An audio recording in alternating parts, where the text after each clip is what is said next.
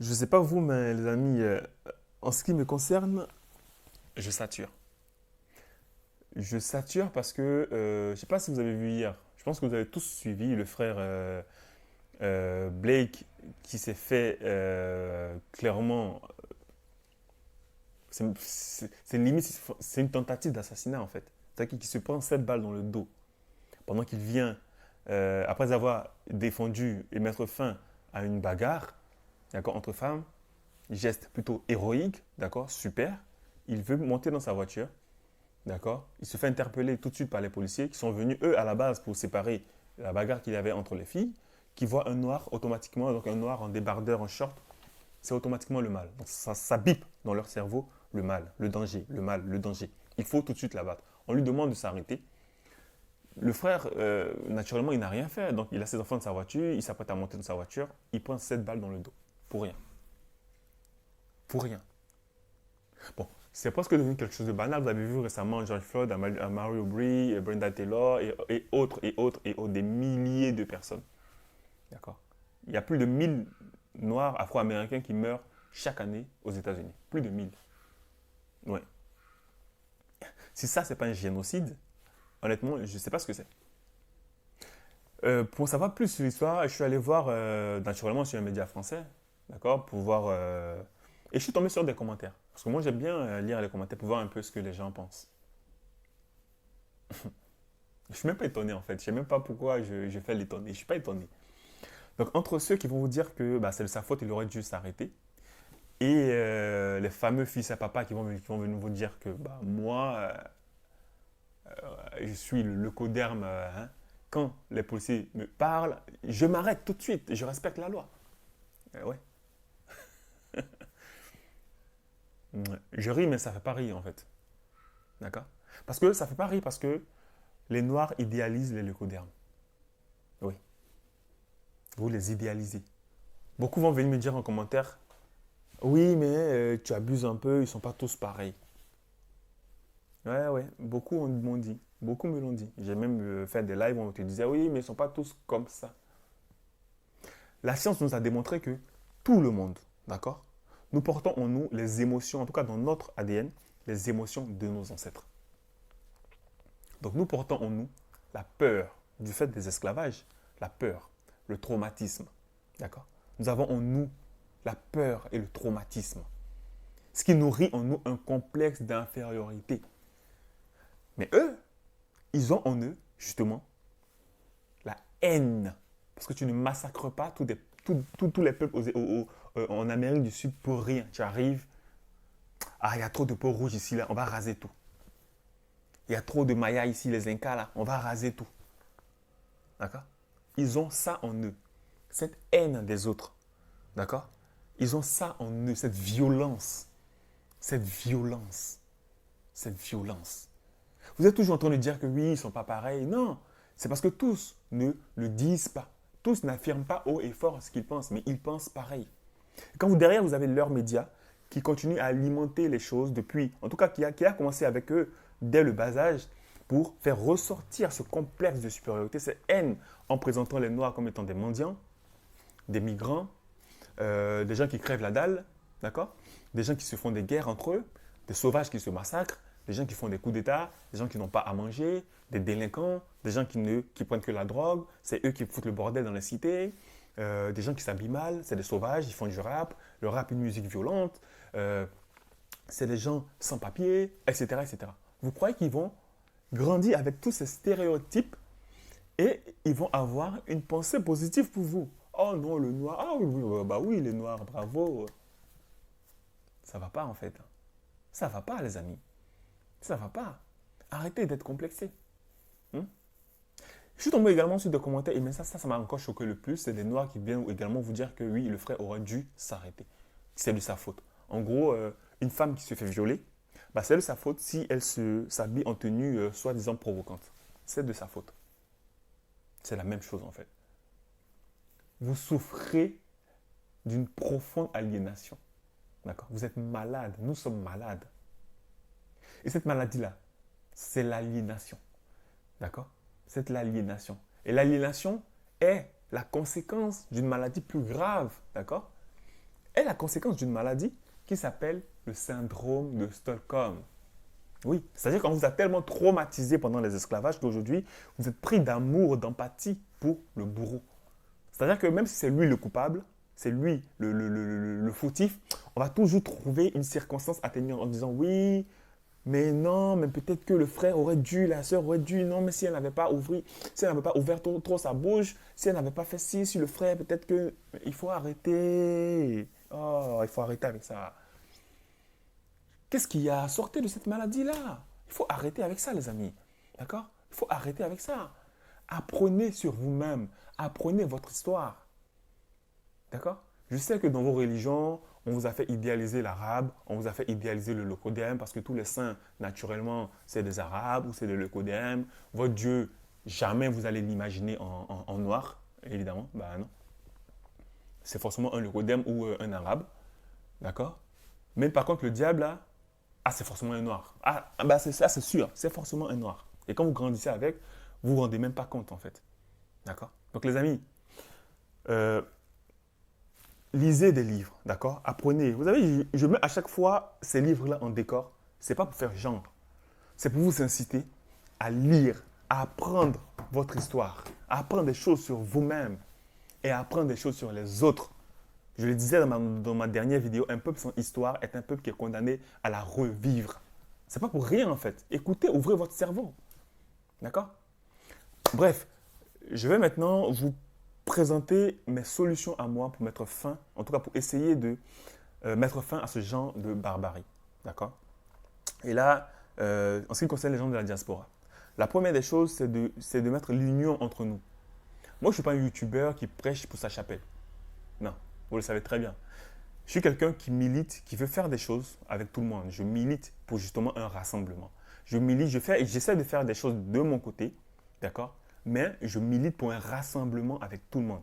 Il faut que les forces vives de la communauté noire, partout dans chaque pays, se rassemblent pour d'abord mettre en place une brigade qui va patrouiller derrière limite la police, qui va suivre la police. C'est-à-dire que si demain il y a un problème quelque part, bah, on fera appel à cette brigade automatiquement et qui devra rapidement, d'accord, arriver sur les lieux afin d'éviter toute bavure, d'éviter tout lynchage. D'accord? Il y a un problème, on est là, on essaie de calmer la situation, on observe, on calme les policiers. Si les esprits se chauffent, on essaie de calmer tout le monde, de raisonner les uns et des autres pour que l'arrestation, s'il doit y avoir arrestation, se passe très bien, selon la loi, dans les normes. Et vous allez voir que petit à petit, les choses vont commencer à bouger. La deuxième des choses, c'est de demander aux gens, il faut mobiliser, d'accord? Il faut mobiliser au moins 100 personnes. C'est vrai que si demain il y a un problème, d'accord? Il faudra que tout de suite, 100 personnes se rassemblent devant un commissariat, en tout cas le commissariat mis en cause. Vous allez voir que si on fait ça tous les jours et tous les jours, à chaque fois qu'il y a un problème, ils vont commencer à changer. D'accord? À chaque fois qu'il y a un problème. C'est parce qu'ils savent que nous sommes des bons à rien. D'accord? Nous sommes un peu faibles parce qu'ils continuent de nous affaiblir, de beurrer nos yeux là. Ils vont nous donner une femme, ils vont nous donner un mec. Ah, bah moi je suis un métisseur. Ouais, mais bon. Ouais, mais... Et c'est ça, on retrouve ça dans notre communauté. C'est que c'est rempli de métisseurs et de métisseuses qu'aujourd'hui, le combat, il est... Beaucoup vont vous dire que oui, mais ce n'est pas comme ça qu'il faut faire, il faut plutôt faire comme ça, il faut plutôt faire comme ça. Fermez-la en fait. D'accord? Fermez-la. Tu te métisses, tu es un métisseur, je t'ai dit, je le dis clairement, ne l'ouvre pas. D'accord? Reste à ta place. Simplement, reste à ta place. D'accord? J'ai rien contre vous, j'ai rien contre votre couple, je le dis depuis longtemps, j'ai rien contre vous. D'accord? Mais quand il s'agit de combat communautaire, d'accord? Tu as de facto un esprit dilué. Oui. Tu as un esprit influencé par ton couple. De ce fait-là, tu restes à ta place. D'accord? Donc les amis, rassemblez-vous à chaque fois qu'il y a un problème. Vous partez devant un commissariat, le commissariat qui est mis en question, qui est mis en cause, et vous manifestez. La troisième des choses que j'aimerais demander aux gens, c'est de faire un média. Créons notre média. Nous n'avons pas de média. Vous voyez le média brut ou AG+, d'accord, qui, avec peu de moyens, essaie de faire un travail intéressant. Faisons pareil. Ayons un média qui va à chaque fois relayer les informations qui concernent notre communauté. On pourra faire la promotion de nos entreprises, la promotion de nos entrepreneurs, la promotion de nos affaires. Il y a un problème qui concerne notre communauté. Demain, un noir est victime de quelque chose. Notre média est rapidement sur les lieux, d'accord, pour capter les bonnes informations. d'accord? Pas les médias, le coderme qui vont vous dire oui, mais en fait, c'est la faute du monsieur, du frère, du noir, parce qu'il aurait dû, c'est lui. Ils vont inviter des gens sur le plateau. Aucun noir qui vont inviter sur le plateau d'ailleurs, pour parler à la place du noir, d'accord? Donc, il faut clairement un média pour relayer ce genre d'informations. La quatrième chose, c'est, naturellement, on nous a dit qu'il fallait que les présidents africains agissent. Ils ne vont pas le faire. Ils ne vont pas le faire. On l'a vu récemment avec George Floyd. Ça a tellement fait un buzz que l'Union africaine s'est dit, on va peut-être gratter le buzz là-bas parce que c'est tellement hype qu'on va essayer on va essayer de placer quelque chose là-bas. Il faut arrêter avec ça. D'accord? Moi, j'ai lu en lisant le livre de Marcus Garvey que à l'époque de l'esclavage, des Noirs aux États-Unis se posaient la question de savoir mais qu'est-ce qui se passe en Afrique? Ils se disaient même naturellement que si eux, ils sont dans cette position et que les Africains ne viennent pas les aider, c'est parce que les Africains également vivent la même situation. Ce qui n'était pas le cas. Ce qui n'était pas le cas. Donc, quand ils ont commencé à apprendre certaines choses, parce que beaucoup ont commencé à voyager, d'accord, ils se sont dit, mais pourquoi des gens qu'on nous dit qui nous ont déportés vivent peut-être bien là-bas, et puis nous, on est là, on souffre. Pourquoi ils ne viennent pas nous chercher? Pourquoi ils ne viennent pas nous chercher? Donc, ils ont grandi avec cette haine des Africains-là. Ils n'ont pas une haine de l'Afrique, mais cette haine des Africains. En disant que, regardez, vous nous avez abandonnés. D'abord, on nous a dit que vous nous avez vendus et vous nous abandonnez. Donc, ils transmettent cela à leurs enfants. Et puis, vous vous étonnez que ces gens-là, aujourd'hui, qui sont nos frères, nous tournent le dos. Non. C'est à nous également d'agir. Raison pour laquelle, moi, j'invite la population africaine. Faites comme les Asiatiques. Faites comme les autres peuples. Un des vôtres est assassiné dans le monde, sortez et manifestez devant l'ambassade du pays en question. Faites-le. Démontrez à vos frères que vous les aimez. D'accord? Que nous sommes de la même famille. Un Antillais a un problème, allez manifester devant l'ambassade de France. Oui. Eh oui. Montrez que nous sommes une famille, nous sommes un peuple, nous sommes unis par notre mélanine, qui est une bénédiction. Donc pour ceux qui veulent se diluer la peau là, à leurs enfants là, continuez. Moi, je suis fier de ma peau parce que c'est une bénédiction que j'ai reçue du divin. Je suis fier de la couleur de mes yeux parce que c'est une bénédiction, c'est l'original. D'accord? Le noir est la seule couleur qui reflète toutes les couleurs. C'est la seule. Aucune couleur, d'accord? Toutes les couleurs là viennent du noir. Toutes les couleurs viennent du noir. Mais le noir ne vient pas des autres couleurs. Mettez-vous ça en tête. D'accord? Mettez-vous ça en tête. Donc voilà les amis, ce que j'aimerais vous dire. Et puis pour terminer, parce que beaucoup m'ont dit que oui, tu ne parles pas de l'Afrique, il y a des tueries en Afrique. La plupart des tueries en Afrique, c'est pour des raisons différentes. C'est soit des coups d'État, des problèmes de tribalisme, la haine entre les gens pour diverses raisons, ou quand quelqu'un a volé, on a une haine contre lui, on veut le massacrer, parce qu'il faut arrêter avec tout ça. Rappelez-vous de cette phrase. Nous sommes en nous une part du divin. Nous avons en nous une part du divin. Avant de faire du mal à ton frère, avant d'ôter la vie de ton frère. D'accord? Je ne sais pas quel livre tu pries, hein, si c'est la Bible ou le Coran, je ne sais pas. Hein, d'accord? Mais je peux te dire, mon frère, l'homme noir là, d'accord, est une part importante. L'homme noir a en lui une part plus qu'importante du Créateur. Donc faites attention. Quand vous tuez un noir, vous faites du tort au Créateur parce que vous tuez la nature. Toutes les vies comptent. D'accord? Toutes les vies qui sont ôtées bouleversent l'équilibre cosmique. Il faut arrêter avec ça. Il faut arrêter avec ça. D'accord? Il y a des lois. Quelqu'un fait quelque chose de pas bien, vous le ramenez à la police. Il y a des lois. Heureusement d'ailleurs.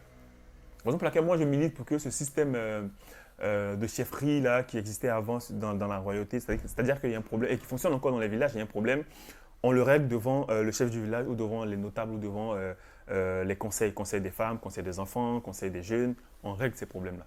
D'accord?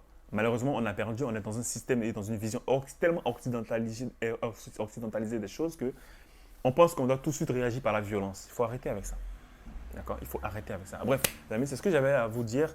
Et puis pour terminer, n'oubliez pas que notre association, on a une association qui a été créée, d'accord?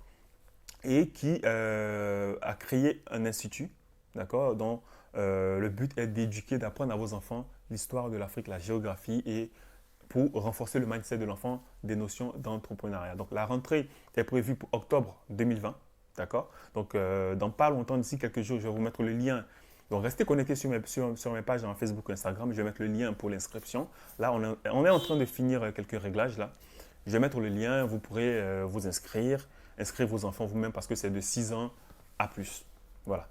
Passez une bonne journée les amis et partagez au maximum cette vidéo. Il faudrait vraiment, vraiment, vraiment que les nôtres, d'accord, se bougent Bougez, bougez, bougez, bougez, bougez, bougez.